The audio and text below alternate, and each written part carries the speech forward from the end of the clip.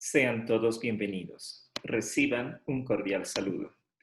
En esta ocasión, compartiremos un tema en el 25 aniversario de la Academia Boliviana de Historia Eclesiástica, el 14º aniversario de la carrera de Historia de la Universidad Mayor Real y Pontificia de San Francisco Javier de Chuquisaca. Es la fiesta de la Virgen de Guadalupe en Potosí, años de 1600 y 1601, correspondiente a la segunda parte del tema La religiosidad barroca en Charcas.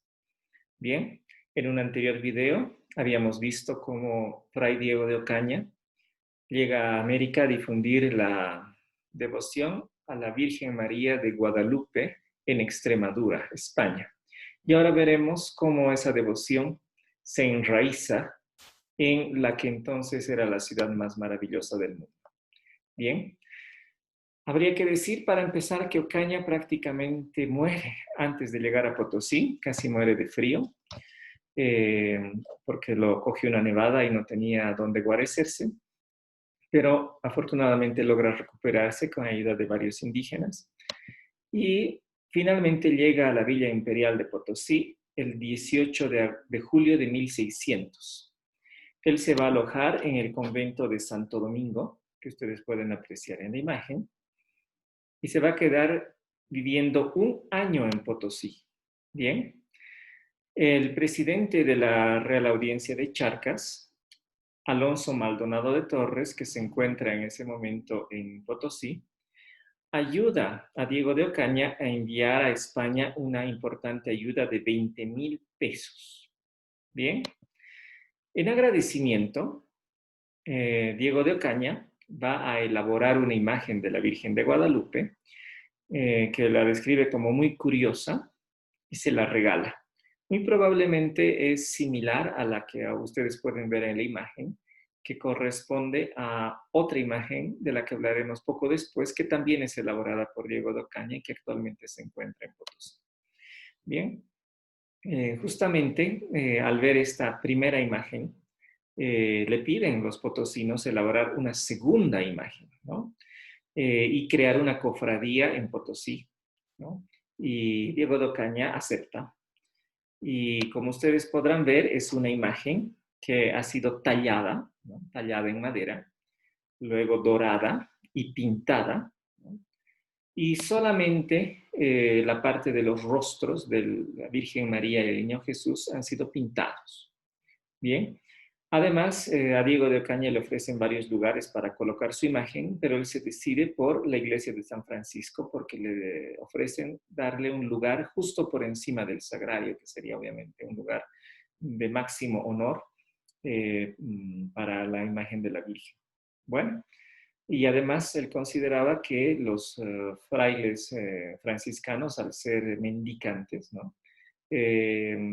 No podían prácticamente quedarse con las donaciones, sino que iban a mandarlo todo a España. Bien, vamos a ver un poco más en detalle la imagen. Podemos ver en este acercamiento justamente que es tallado en madera. La Virgen está tallada en madera.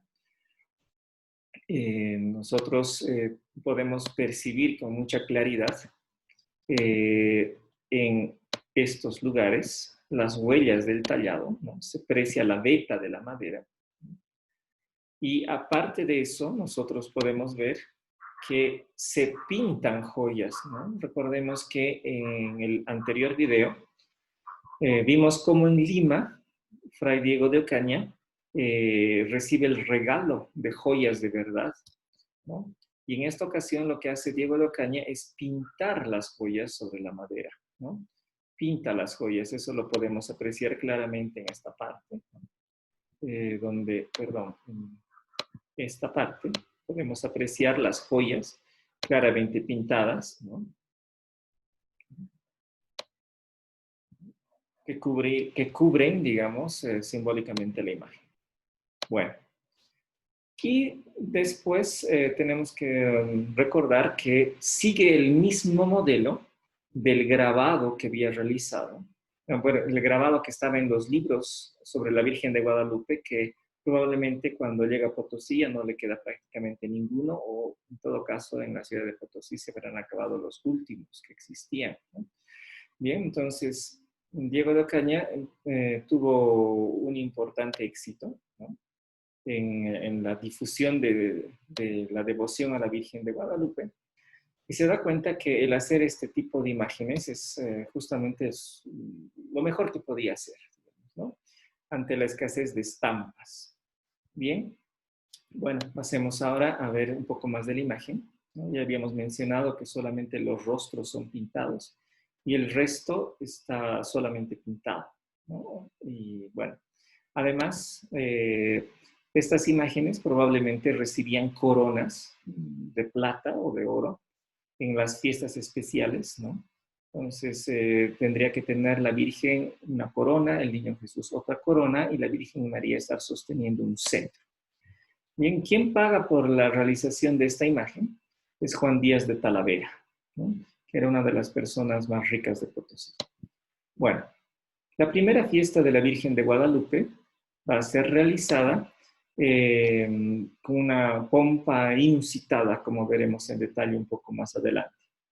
La primera vez que se expone la imagen de la Virgen de Guadalupe es en la iglesia de Santo Domingo y se hace una ceremonia especial donde se toca música con órgano, ¿no? Y bueno, esa es justamente la imagen del templo de Santo Domingo. El día 11 de septiembre del año 1600 se bendice la imagen, se hace una misa solemne, se canta, bueno, es una misa cantada con música de coro y de órgano, ¿no? Y la imagen de la Virgen de Guadalupe sorprende a los potosinos, ¿no? Por ser justamente entrepintada y tallada. Y no olvidemos que en Potosí se reúne a Diego de Ocaña, el Agustino Montemayor, que había sido curado milagrosamente por intercesión de la Virgen de Guadalupe en Panamá, pocos meses antes. Bien, después de la ceremonia, digamos, de bendición de la imagen, se da una refacción, es decir, una merienda con abundantes dulces y pastelería para los frailes y para los cantores en el monasterio. Bien, ya para festejar a la Virgen de Guadalupe, ya para su fiesta, ¿no? Como tenía que ser llevada a la iglesia de San Francisco, se saca a la imagen en procesión rumbo a la iglesia mencionada. En la Plaza Mayor se le rinde un gran homenaje, ¿no? Y aquí tenemos una imagen que corresponde a mucho tiempo después, elaborada por Melchor Pérez del Guín, pero que nos muestra cómo era un desfile para la recepción de un virrey. Pues les comento que el festejo que se le hace a la Virgen, a la imagen de la Virgen de Guadalupe es muy superior a la que se puede ver en este cuadro, pero nos da una idea del fasto, del desfile que va justamente por la plaza principal de Potosí. Bien, entonces primero la Plaza Mayor y las calles adyacentes estaban completamente llenas de gente, ¿no? Inicia el desfile una compañía de soldados de Extremadura, es decir, soldados nacidos bueno, jóvenes en este caso, vestidos de soldados, nacidos de verdad de la región de donde es la vocación de la Virgen María de Guadalupe, de Extremadura mismo. Bien, muy elegantemente vestidos. Igual de cada una de las 14 parroquias que entonces componen Potosí sale una procesión para llegar hasta la plaza principal. Cuando llegan estos jóvenes a la iglesia de San Francisco, disparan salvas con sus escopetas. Bien. Luego empiezan a llegar imágenes de santos franciscanos, luego de que hubieran pasado las de las parroquias, que salen a recibir a la Virgen de Guadalupe, ¿no? Como dueños de casa, digamos, ¿no? Entonces sale San Francisco de Asís, el primero, y dueño de casa, propiamente dicho. Posteriormente San Diego de Alcalá. Continúa San Antonio de Padua. Luego San Buenaventura. Luego Bernardino de Siena. Santa Clara. Y finalmente San José como esposo de la Virgen. Cada una de estas imágenes es llevada por una procesión con mucha gente y al momento de pasar delante de la Virgen de Guadalupe, inclinan la imagen reverencialmente ante la reina de todo lo creado. Bien.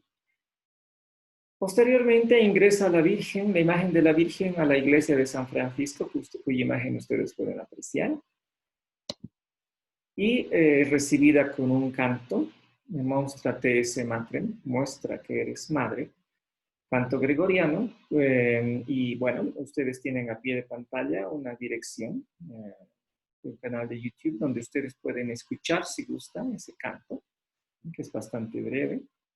Posteriormente, la Virgen hace 3 inclinaciones, ¿no? La imagen de la Virgen, 3 inclinaciones ante el Santísimo Sacramento que se expone en la iglesia, y luego se recita un poema en español.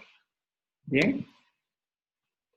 Una vez que está la imagen colocada en el lugar preferente, entonces 12 bailarines dentro del templo realizan la danza de la hacha.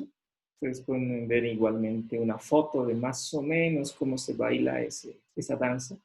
Y igualmente a pie de pantalla ustedes pueden apreciar una dirección de otro canal de YouTube donde pueden ver un poco de cómo es esa danza, en realidad escuchar, mejor dicho, cómo suena la danza del hacha.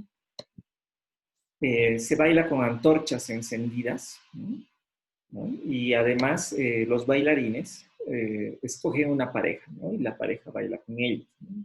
Obviamente la pareja no baila con ningún hacha o con ninguna antorcha, mejor dicho. Y además tienen que hacer bastantes cabriolas los bailarines, ¿no? Como se ve un poquito en imagen. Y cuenta Fray Diego de Ocaña que uno de ellos, que se llamaba Jimeno, era tan ligero que en el aire hacía 3 y 4 cabriolas antes de volver a tocar el suelo. O sea que debió ser realmente algo espectacular. Bien, por si acaso en posteriores días, en los otros festejos de la Virgen de Guadalupe, también este elenco de baile, digamos así, hizo las delicias de los potosinos. Bien, durante 8 días se hace una misa solemne, como ¿no? Dentro del templo de San Francisco.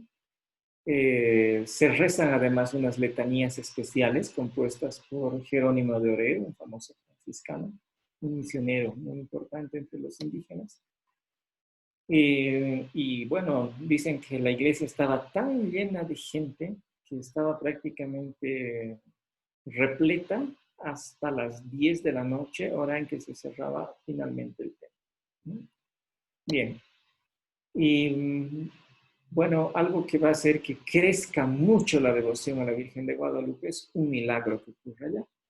Bien, entonces voy a relatarles en qué consistió este milagro. Bueno, varios indígenas que estaban dentro de un socavón quedan atrapados por un derrumbe dentro del Cerro Rico de Potosí, ¿no? De hecho, ese dibujo que ustedes pueden apreciar es hecho por el mismísimo Diego de Ocaña. Bien, bueno, el propietario de la mina obviamente organiza una operación de rescate, ¿no? Tratando de sacar toda la tierra y rocas del derrumbe para que puedan llegar hasta donde están las personas atrapadas. Y el propietario, ¿no? Comenta que ni bien se entera de que ha pasado el derrumbe, de inmediato le pide a la Virgen de Guadalupe que lo salve, ¿no? De inmediato, o sea, el instante mismo que él se entera que esto pasa. Bueno, durante 5 días de trabajo, no logra sacarse o abrirse, digamos, el trecho obstruido por el derrumbe. Y de hecho, aunque gritaban y trataban de escuchar si respondían desde adentro los mineros, no había ninguna señal de ellos. Entonces, todo hacía presumir que ya estaban muertos para entonces, ¿no? Entonces, el propietario de la mina suspende las labores del rescate y se refugia en la iglesia de San Francisco, ¿no? Bueno, y las mujeres de los mineros, ¿no? Acuden llorando a la imagen de la Virgen de Guadalupe y seguramente también fueron a pedirle, ¿no? Al propietario de la mina que continúe con las obras de rescate. Y parece ser que eran realmente muchos indígenas que estaban atrapados ahí, ¿no? Quién sabe, 30, 50 indígenas. Entonces, ante esta situación, el mismo corregidor ordena continuar con las labores de rescate El fray Diego de Caña le dice al propietario, mira, si tú los has encomendado a los indígenas, a la Virgen de Guadalupe, tú tienes que estar seguro de que ellos están bien. Entonces, es mejor que salgas y vayas a dirigir las labores de rescate, pero el propietario tiene miedo porque sabe que mientras está en la iglesia, que es un lugar sagrado, un lugar de asilo sagrado, no va a poder ser arrestado, ¿no? Entonces, él no quiere salir, pero manda a uno de sus amigos a que vaya a reiniciar las labores del rescate, ¿no? Entonces, se reinician las labores del rescate y, bueno, logran escuchar en esta ocasión, cuando ellos reinician las labores, a los indígenas atrapados dentro de la mina, ¿no? Que piden hablar con sus mujeres. Entonces, las mujeres, al parecer, entran, ¿no? Y escuchan lo que están diciendo los mineros. Y lo que les dicen los mineros, obviamente no en español, sino en la lengua nativa que ellos habrán tenido, que probablemente era aymara, puquina o quechua. Id a San Francisco y rogad a aquella señora chapetona que nos saque de aquí, que ella ha estado con nosotros y nos dio a beber de un porongo, o sea, de un recipiente como un mate, de agua. Y entonces quedan sorprendidos, ¿no? Y entonces, incluso con esta indicación de los mineros que estaban dentro de la mina, ¿no? eh, eh, que a los que se les aparece la Virgen María y los auxilia, ¿no? Hasta que finalmente logran sacar toda la tierra y rocas del derrumbe y logran salir. Bien, cuando esto se conoce, entonces los rescatados, ¿no? Van al templo de San Francisco y reconocen que es la Virgen de Guadalupe que ha estado con ellos, ¿no? A partir de esto, los indígenas se vuelven muy, muy devotos de la Virgen de Guadalupe y además ellos mismos manifestaban que les gustaba más la Virgen de Guadalupe que otras vírgenes porque era más morena, ¿no? O sea, más parecida a los indígenas. Aunque probablemente si hubieran visto la verdadera imagen de España, se hubieran sorprendido más todavía. Bueno, dice Diego de Ocaña que fue tanto lo que los indios se movieron que no podíamos estar dentro de San Francisco. Es decir, realmente se abarrota completamente con indígenas, ¿no? Hay que recordar que en esa época la ciudad de Potosí tenía por lo menos 150,000 habitantes, según algunas personas, inclusive podría haber llegado a tener hasta 200,000 habitantes, y la mitad de la población era indígena, ¿no? Bien, Fray Diego de Caña se queda un año entero en Potosí, y él define a esta maravillosa ciudad como la octava maravilla del mundo y de todas la mayor, ¿no? Y ahí nosotros tenemos un famoso cuadro de Potosí, aunque no es en su época de esplendor, ¿no?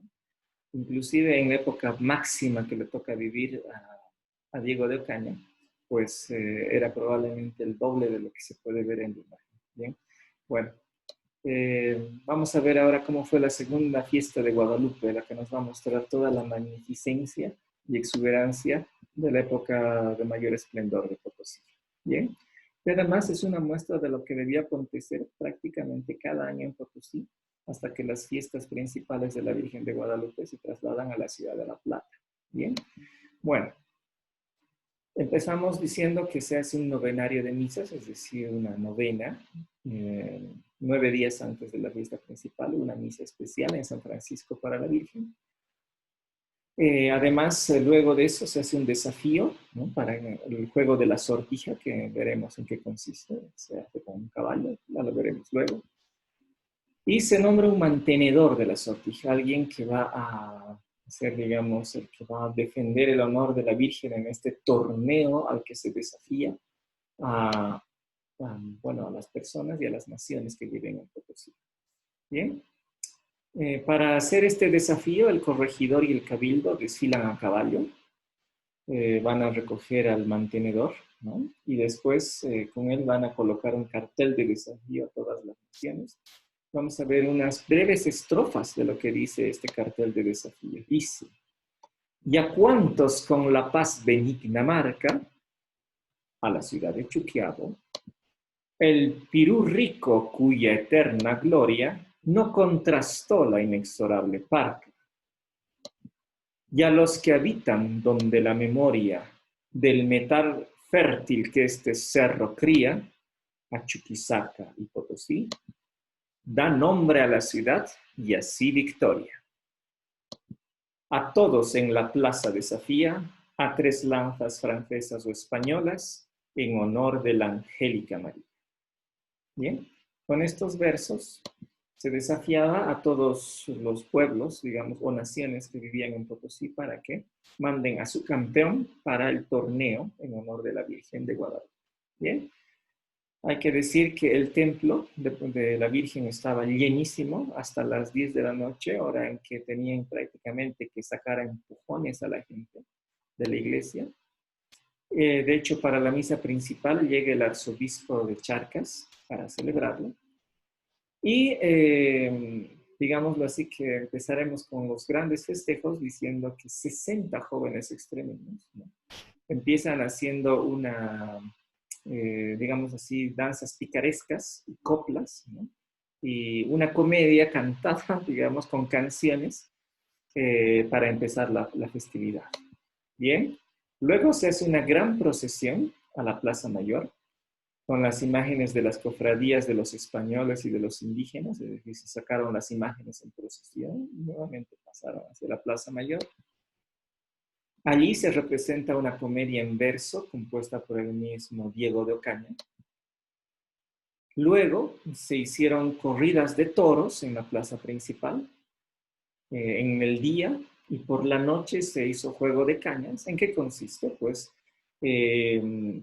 son jinetes a caballo, ¿no?, que están con sus armas, ¿no?, y en lugar de lanzas de verdad utilizan lanzas hechas de caña, ¿no?, y justamente pelean, ¿no?, o simulan pelear lanzándose las cañas, ¿no?, es decir, agarran una caña, la lanzan como si fuera un arma de verdad, ¿no?, y juegan lanzándose las cañas y combatiendo con las cañas. Ese es el juego de cañas, que más o menos se puede apreciar en la imagen que ustedes tienen en pantalla. Bien, y luego se hace el juego del peroleño, ¿no?, que también es para jinetes, que consiste en poner un monigote, generalmente de paja, ¿no?, espantapájaros, digámoslo así, y entonces lanzarle o golpearle con la lanza, ¿no?, para demostrar la habilidad del jinete con el monigote. Bien, bueno, luego se hace una justa poética en español y en latín, es decir, un combate a versos para ver quién componía mejor, ¿no? Entonces, digámoslo así, una justa poética, un combate poético, tanto en español como en latín. Después se arma una tela y una contratela, que es como ustedes pueden ver en esa imagen, ¿no?, frente al cabildo, ya para hacer el juego de la sortija propiamente dicho. ¿Bien? Bueno, se coloca en el centro, ¿no?, una tienda de damasco carmesí, es decir, sería roja en lugar de azul, como ustedes pueden ver en la imagen, donde se coloca a la Virgen de Guadalupe y también se coloca al campeón de la Virgen. Y bueno, ¿cómo estaba el campeón de la Virgen? Pues estaba vestido de azul, ¿no?, de azul y blanco, ¿no?, y en el fondo azul resaltaban en el color blanco, ¿no?, letras de pura plata que decían María, ¿no?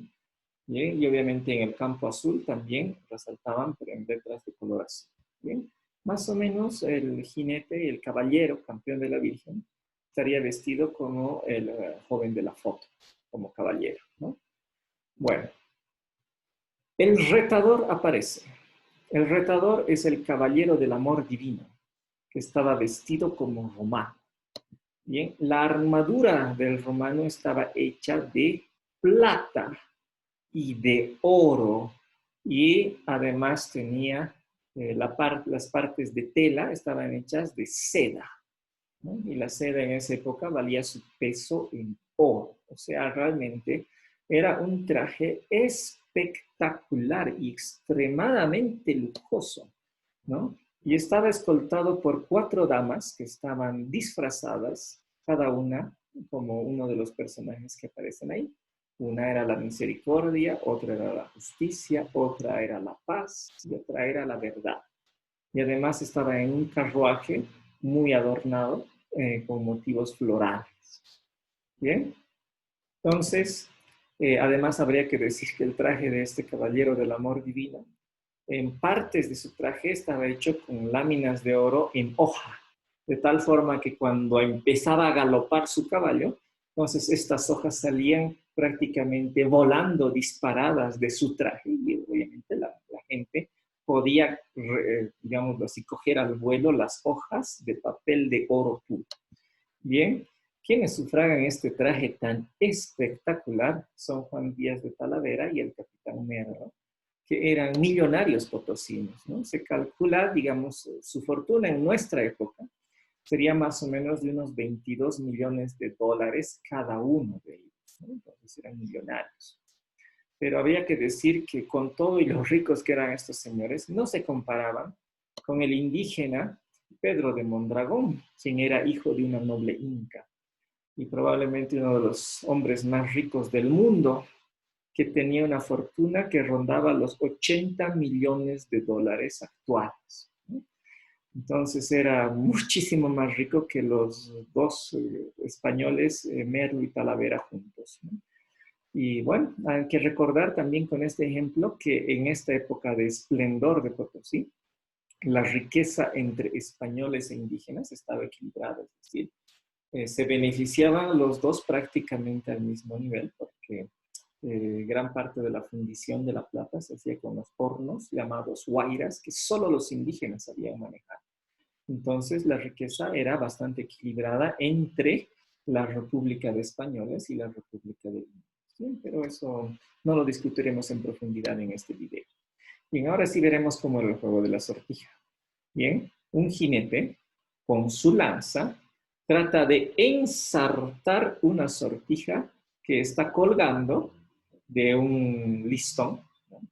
Y obviamente el jinete tiene que pasar corriendo a caballo y tratar de ensartar, ¿no? Y obviamente eso demuestra la gran pericia que tiene que tener tanto con su cabalgadura como con su pulso para lograr ensartar esto, ¿no? Y además, esto se hacía con música, ¿no? Entonces, generalmente era música de las trompetas de la época, instrumentos de viento que se llamaban chirimías. Bien, corren las tres lanzas, gana el caballero campeón de la Virgen y aparece un nuevo retador, el caballero de la iglesia, que está vestido de rojo, ¿no? Le acompaña en esta ocasión 4 evangelistas y un niño, el más hermoso que se pudo conseguir, ¿no? Que representaba a la iglesia misma, ¿no? Bien, y además lo acompañan 4 doctores de la iglesia y 200 pajes y lacayos, ¿no? Entonces, en este caso era un séquito impresionante, grandísimo, de personas, obviamente todos bien disfrazados, que acompañaban al caballero de la iglesia.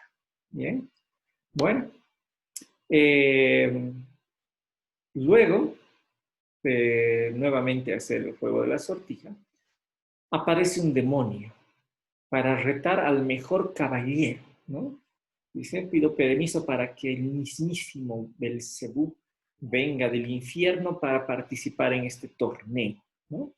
Y hace un reto, y los jueces se reúnen y deciden aceptar que venga Satanás, ¿no? El demonio. Bien. Entonces, mientras esperan que llegue, ¿no? Se toca abundante música, ¿no? Se hace una colación, es decir, se hace una comida, ¿no? En las graderías de la plaza. Entonces ahí tienen ustedes una muestra de los manjares de la época, pero hay que decir que en el barroco había abundancia de dulces, ¿no? Una enorme abundancia de dulces. Era tanto el gusto por los dulces que la gente, bueno, se hacían inclusive platos de azúcar. Así que se llenaba un plato, una abundantísima comida. Se terminaba de comer, de ahí viene la expresión, hasta chuparse los dedos, porque se comía con las manos. Y cuando ya no quedaba nada, no dejar ni una migaja en el plato, entonces se procedía a comerse el plato. Hasta eso, ¿no? Entonces, también hay que decir que gran parte de la comida actual, o la comida tradicional boliviana, imaginemos un pique macho, por ejemplo, o un plato de cordero, digamos, un brazuelo de cordero, tiene que ser súper abundante como era en el periodo barroco. Es decir, prácticamente la comida tiene que rebalsar del plato, ¿no? Esa es la comida barroca había servida. Y muchísimos dulces. ¿Bien? Entonces, luego de esa opípara merienda, ingresa el caballero Tartáreo, es decir, el demonio, ¿no? El diablo, ¿no?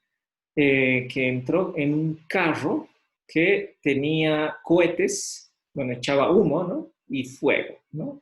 Entonces ha sido una cosa impresionante ver cómo entraba el carro de fuego del demonio a la plaza para retar al campeón, ¿no? Bien, ¿y cómo va a correr el demonio? Pues va a tener una lanza especial, ¿no? Que tenía cohetes, de tal manera que empezaba a correr el demonio apuntando y poco a poco los cohetes iban encendiendo y llegaba un momento en que la lanza misma estaba completamente llena de fuego. Parecía una lanza de fuego por los fuegos artificiales que iban saliendo, eso, ¿no? Y la gente obviamente quedaba asombradísima de la lanza tremenda que tenía el demonio, ¿no? Bien, de esta justa, bueno, el demonio pierde, ¿no? Ya que su lanza se convertía en fuego y no podía darle a la sortija, ¿no? Entonces, en prenda, digamos, como castigo, deja su carro, ¿no? Ya que no pudo pagar de otra forma.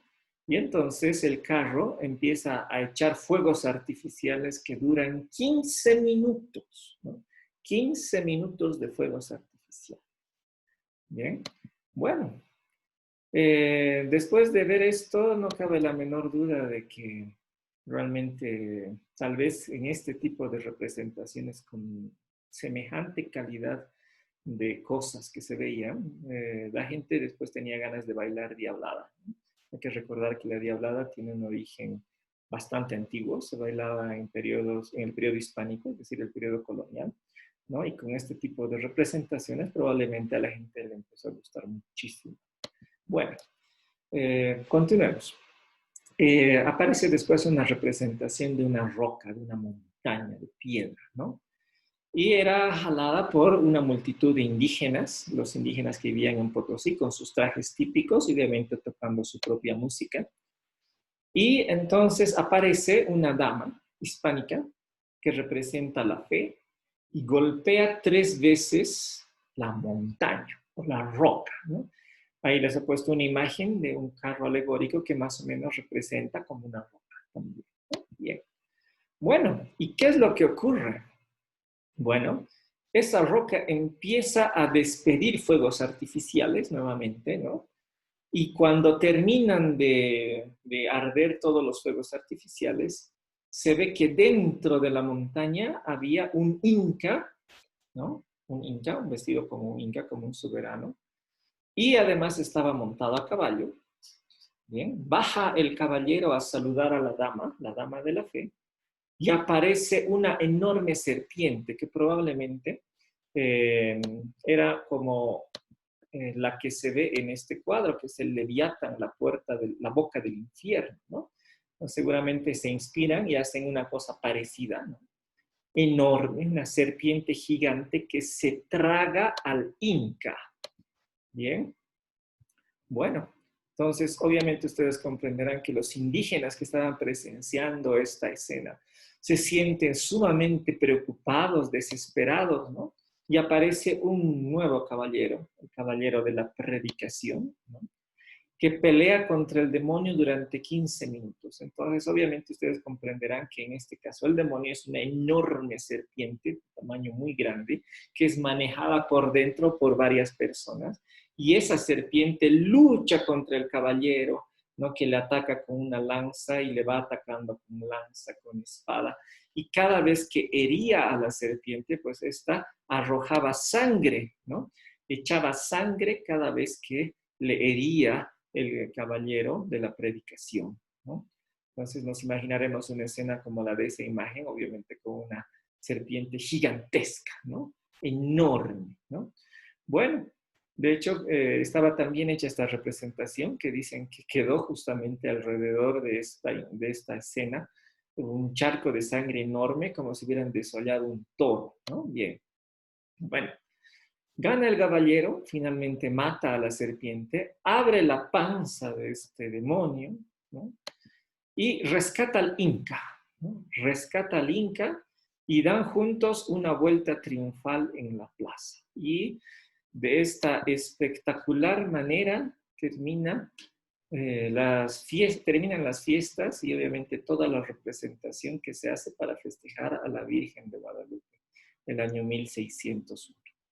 Bien, bueno, al momento de terminar esta conferencia, deseo agradecer a Juan José Toro Montoya y a Daniel López Alba, miembros de la Sociedad de Investigación Histórica de Potosí, quienes me han brindado imágenes e información que se ha plasmado en esta conferencia, a quienes les agradezco. Nuevamente, también hago llegar mi homenaje, en este caso, a la Academia Boliviana de Historia Eclesiástica en su aniversario número 25 y a la carrera de Historia de la Universidad de San Francisco Javier en su 14º aniversario. Les invito a visitar también mi portal académico, cuya dirección aparece a pie de pantalla, donde tengo varios trabajos ya publicados. Les agradezco enormemente por su atención y les invito a acompañarnos en el último video, donde veremos cómo fue el nacimiento de la devoción de la Virgen de Guadalupe en Charcas, es decir, en la ciudad de La Plata. Un gran abrazo para todos ustedes. Será hasta una próxima oportunidad.